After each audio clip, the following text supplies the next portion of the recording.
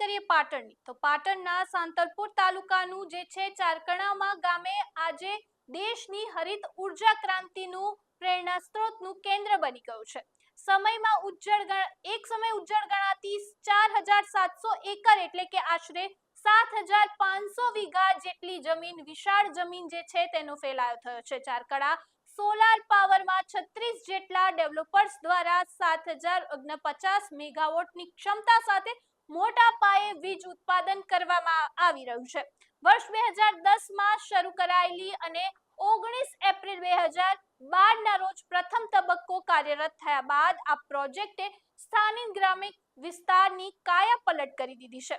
ચારકણા અને તેની આસપાસના ગામમાં 24 કલાક અવિરત વીજળી મળવાની સાથે જ તેની સ્થાનિક યુવાનો માટે રોજગારીનો વિપુલ તકો પણ ઊભી થઈ છે.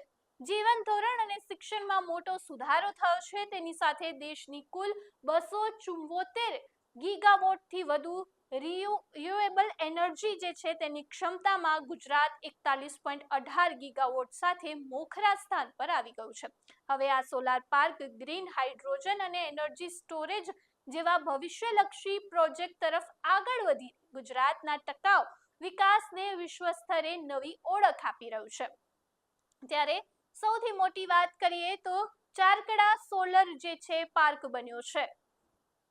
ચારણકા સોલર એનાથી વિસ્તારમાં 24 કલાક વીજળી મળે છે. ખેડૂતોને પણ ખૂબ વીજળી મળે છે 24 કલાક. એટલે એ સોલાર આવતા વિસ્તારને ખૂબ ફાયદો, રોજગારી પણ ખૂબ મળી છે. રોજગારી મળવાથી આ વિસ્તારનું આર્થિક ધોરણ ખૂબ ઊંચું હોય છે. શિક્ષણ લેવલે મળી ચેકલિસ્ટનું વર્કિંગ કરીએ.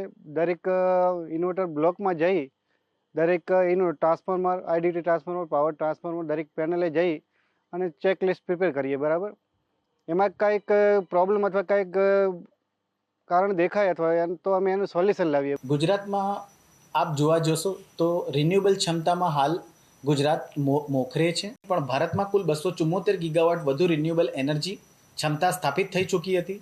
તેમાં ગુજરાતની કુલ રિન્યુએબલ ક્ષમતા 41.18 ગીગાવોટ સુધી પહોંચી હતી, જેના કારણે ગુજરાત દેશના અગ્રણી રાજ્યોમાં પ્રથમ ક્રમાંકે રહ્યું.